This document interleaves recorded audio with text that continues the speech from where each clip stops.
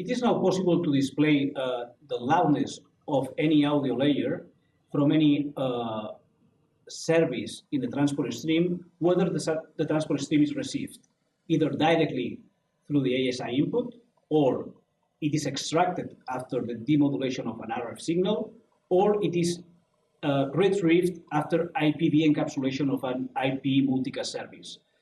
In either case, you can access to this tool by unfolding the tools menu.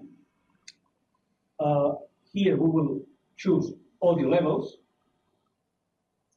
In this example, what we're doing is we are tuning and demodulating an RF DVB-T channel.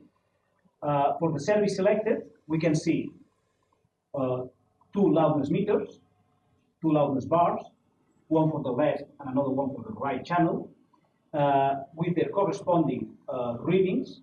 And if you notice, there is a red line on the top that allows us to visualize easily what is the peak level of the audio.